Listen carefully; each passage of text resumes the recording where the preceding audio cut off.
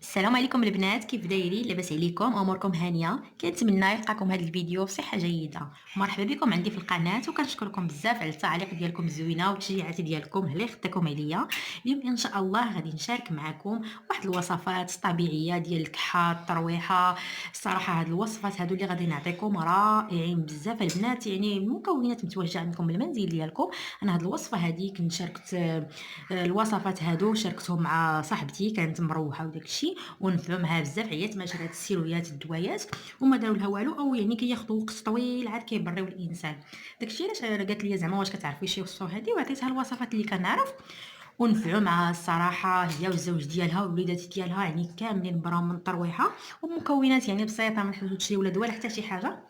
قلت علاش لا ما نشاركش معكم حتى انا الوصفات، ما ان صاحبتي شكراتهم، ويعني انا صراحه كنديرهم انا والزوج ديالي وبنتي. وصفات يعني طبيعيه، ويعني فوق ما كتجينا الترويحه الكحه يعني. خصوصا هذا الوقت هذا يعني ما كاينش اللي ما كيمرضش بالترويحه الكحه، يعني راه كدوز هاد سميتو على كل شيء تقريبا. وداك الشيء علاش بغيت نشارك معكم الوصفات ديالي اللي كنعرف وطبيعيين، ويعني وغادي يفيدوكم متأكدة 100%، يعني حيت وصفات مجربين وفعالين. اول وصفه البنات يعني ما كيفش. يعني عندي هنا الحامض، حامض معصر. يعني الحامض معصر يعني هادي راه تكونوا اغلبيه كيعرفوها ديال الطريقه هادي، وانا بغيت نشاركها معكم علاش لا. عندي هنا الحامض معصر، عندي تقريبا واحد نص حامضه هكا معصره، نتوما غتاخذوا الكميه اللي بغيتو. وعندي هنا العسل. من الافضل الا كان عندكم عسل الحر كديروا العسل الحر، ما كانش عندكم كديروا يعني العسل اللي متواجد عندكم. غناخذ واحد المعلقه صغيره بحال هكا، وغادي نضيفها على الحامض ديالي، وغادي نحرك مزيان بحال هكا. هاد الحامض هذا والعسل البنات رائع بزاف. هاد الوصفه هذه البنات يعني كتاخذوا منها في كل نهار كامل، يعني فوق ما بغيتو كتهزوا هكا معلقه وكتاخذوها. رائعه بزاف الصراحه، هذه كتحيد الكحه الترويحه، يعني كتلاحظوا الشفاء يعني بسرعه. الوصفه هذه رائعه البنات.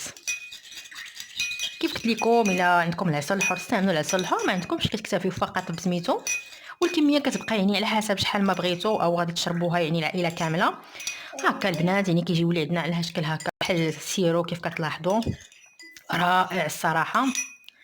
وكيف قلت لكم هذا غتشربوه يعني في اي وقت بغيتو، نهار كامل اي وقت. الوصفه الثانيه البنات هي عباره عن عصير برتقال. يعني شديت هكا الليمون عصرته، البرتقال هكا عصرته، يعني كاس كناخذ كاس هكا ديال العنبه عامر ديال عصير البرتقال. هاد الوصفه هذه كنستعملها لبنتي فوق ما كتروح هكا، يعني كتصلح الكبار والصغار، ولكن هذه كنستعملها يعني هكا البنيه ديالي، حيت الدراري الصغار راكم عارفين الحاجه اللي ما عجباتهمش بحال دابا ديك الحامض والعسل هو زوين بزاف، ولكن الوليدات الصغار ما كيبغيوش يعني ياكل هكا الحاجه الحامضه ولا داكشي. اما هاد الوصفه هادي يعني فعاله وغتعجب وليداتكم، ومنها غادي يستافدوا فيتامين سي، ومنها غادي يبراو ليكم. المهم كنحتاجوا هنايا عندي هنا واحد كاس ديال العصير ديال البرتقال. كنجيب هكا واحد كاسرونه، وغادي نخوي فيها داك الكاس ديال عصير برتقال، وغنديرو على النار. يعني غندير هاد العصير ديالي على النار حتى كيبدا يطبخ معايا، يعني كيغلى معايا مزيان. غندير العصير ديالي من بعد نرجع معكم. تخليو العصير ديالكم يعني حتى كيبدا يغلى معكم واحد 2 دقائق او 3 دقائق، يعني ضروري ما كديروا العصير ديالكم حتى كيغلى معكم مزيان. من بعد البنات ما غلى العصير معايا، غادي نخويه هكا في الكاس. يعني من بعد ما كتطفيو عليه النار كتخويه مباشره في الكاس بحال هكا. كيف لاحظتوا يعني الكميه ديال العصير نقصت معايا، حيت كنخليه واحد 2 دقائق 3 دقائق حتى كيغلى مزيان. وغنضيف عليه واحد معلقه صغيره ديال العسل، يعني عسل الحور او عسل عادي على حسب اللي عندكم. وغادي نخلط مزيان هكا كيف كتلاحظوا. يعني ضروري ما كتضيفوا العسل ديالكم، والعصير ديال الليمون كيكون باقي سخون. وهاد الوصفه هذه كتشربوها يعني قبل ما تنعسوا، يعني ما كتشربوهاش بالنهار، حتى كتبغيو تنعسوا هكا بالليل عاد كتشربوها نتوما وليداتكم. الوصفه هذه رائعه، يعني كتحيد الترويحه العطسه الكحه، رائعه بزاف. وغتعجب وليداتكم كيف قلت لكم، منها غيتشافاو ومنها غيستافدوا فيتامين سي. هاد الوصفه هذه رائعه وبالشفاء ان شاء الله.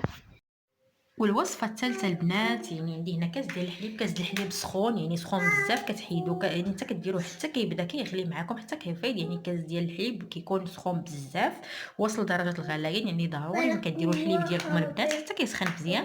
كيف لاحظتوا جبت لكم العديد من الوصفات باش اللي كاين اللي ما كيشربش الحليب، كاين اللي كيشرب ما كيشربش الليمون، يعني جبت لكم وصفات متنوعة ويعني عندها نفس الفائدة باش اللي كتعجبو شي حاجة يشربها. المهم كلشي يبرا ان شاء الله. عندي كاس، وعندي البنات هنا واحد معلقه صغيره ديال سكينجبير، يعني الا عندكم سكينجبير هكا يعني باقي ما مطحونش كتشدوه وديروه مع الحليب كيفيض معاه، يعني كيكون كيطبخ معاه. والا عندكم بحال هكا مطحون، انا يعني طحناه على يدي، ما عنديش هكا باقي ما مطحونش يعني طحناه كامل على يدي بحال هكا. غندير هكا معلقه صغيره مع كاس ديال الحليب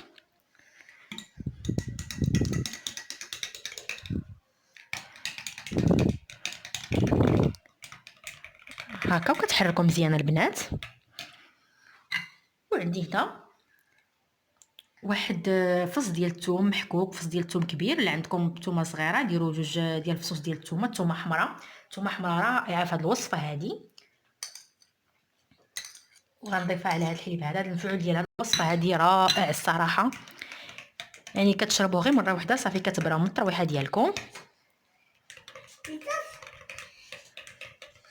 يعني ضروري ما غديروا الثومه مع سكينجبير والحليب، يعني ما تنقصوا حتى شي مكون من الوصفه ديالكم الا بغيتو تعطيكم يعني النتيجه. كيف لاحظتوا حتى اللون ديال الحليب كيتغير مع ديك السكينجبير. وكيف قلت لكم سكينجبير ضروري ما كتكونوا طاحنين على يديكم، او يعني كيكون باقي ما مطحونش، وكديروه مع الحليب ديالكم كيطبخ مزيان. وكتضيفوا عليه حتى الثومه. من بعد انا درت الحليب هنا سخون ضفت عليه يعني المكونات ديالي. وهاد الوصفه هذه البنات يعني كتشربوها قبل ما تنعسوا، يعني ما كتشربوهاش بالنهار نهائيا حتى كتبغيو تنعسوا، يعني كتكونوا تعشيتوا يعني صافي قبل ما تنعسوا عاد كتشربوها. من بعد كتغطاو وكتنعسوا باش غدا ان شاء الله كتصبحوا يعني باريين بالشفاء ان شاء الله. والوصفه الرابعه البنات عندي هنايا سميتو فليو، وعندي شويه ديال الزعتر. كيف لاحظتوا يعني عندي فليو انا باقي طري كيف كتلاحظوا. عندي فليو هنايا وعندي شويه ديال الزعتر. غادي نجيب واحد الكاس د الماء طايب، يعني عندي الماء دابا كيغلي، غنجيب واحد الكاس د الماء طايب وغادي نغسل هاد المكونات ديالي. يعني ضروري ما كنغسل هاد الفليو والزعتر هكا. عندي واحد شويه د الزعتر كيف كتلاحظوا، يعني الاكثريه عندي هكا فليو هي اللي غنستعمل الاكثريه هكا كيف كتلاحظوا. غادي نغسل هاد المكونات ديالي، ضروري ما كتغسلوهم هكا من الغبره وداك الشيء. نغسل المكونات ديالي ونجيب كاس د الماء طايب ونوريكم الطريقه. كاس د الماء طايب يعني الماء خليته حتى يغلى مزيان، وغادي نوضع فيه ديك كيف قلت لكم فليو والزعتر غسلتهم مزيان باش كيحيد منهم ديك الغباره وداك الشيء هكا. وغادي نوضعهم في ديك الكاس الماء ديالنا وغنخليهم البنات حتى كيطلقوا مزيان. يعني ضروري كيف لاحظتوا الماء بدا الماء كيتغير كيف كتلاحظوا، يعني ضروري كيكون الماء ديالكم يعني كيكون سخون بزاف باش كيطلقوا فيه هذوك المكونات. او يعني الا بغيتو نتوما كتوضعوا يعني هاد المكونات هادو كتوضعوها لي، هاد المكونات هادو كتوضعوهم في هكا في كاسرونه وكتخليهم واحد 5 ديال الدقائق حتى كيغليو مزيان. من بعد كتطفيو عليهم وكتصفيو على الخليط ديالكم. بعد انا غنخلي هاد الخليط ديالي من بعد حتى كيطلق معايا مزيان. غادي نصفي، بغيتو تضيفوا له السكر كتضيفوا له، بغيتو تشربوه هكا كتشربوه هكا. ممكن هاد الوصفه هادي ديروها حتى مع الحليب، يعني ديروا كاس ديال الحليب وتضيفوا عليه هاد الفليو والزعتر. رائعين الصراحه هاد الوصفات هادو اللي عطيتكم، غير جربوهم البنات. هذيك الوصفه اللي قلت لكم ديال الليمون وسميتو الصراحه رائعه بزاف وغتعجب وليداتكم وغادي يبراو لكم دغيا، رائعه بزاف. هذيك ديال الحامض يعني حتى الا كان حالكم مجروح، جميع الوصفات اللي عطيتكم رائعين. ديال الحليب هذه الوصفات اللي عطيتكم من جميع الوصفات باش كل واحد اللي عنده شي حاجه في المنزل ديالو يعني يستعملها. يعني الوصفات طبيعيين، يعني كاين اللي ما كيشربش الحليب كيف قلت لكم كيشرب الليمون، كاين اللي ما كيقطش على الحامض، يعني كاين اللي ما كيعجبوش فليو، يعني كل واحد وشنو كيبغي. المهم جميع الوصفات كيف قلت لكم، يعني ما عدا داك ديال الحامض وسميتو هو اللي كتاخذوه يعني في اي وقت بغيتو في النهار. اما هذا لا ديال الفليو ولا ديال الحليب ولا ديال الليمون يعني حتى كتبغيو تنعسوا، يعني حتى كتعشاو كتساليو كتبغيو تكشفوا المنطق ديالكم وكتشربوهم يعني دافيين حتى كيدفاو معكم، يعني هكا كيكونوا باقيين سخان كتخليوهم حتى كيدفاو، يعني ما تشربوش الوصفه ديالكم وهي بارده، يعني ضروري كيكونوا دافيين. من بعد كتغطاو وبالشفاء ان شاء الله. وما تنساونيش البنات من التشجيعات ديالكم بالضغط على زر لايك وشاركوا الوصفه مع الاهل والاصدقاء ديالكم لكي تعم الفائده.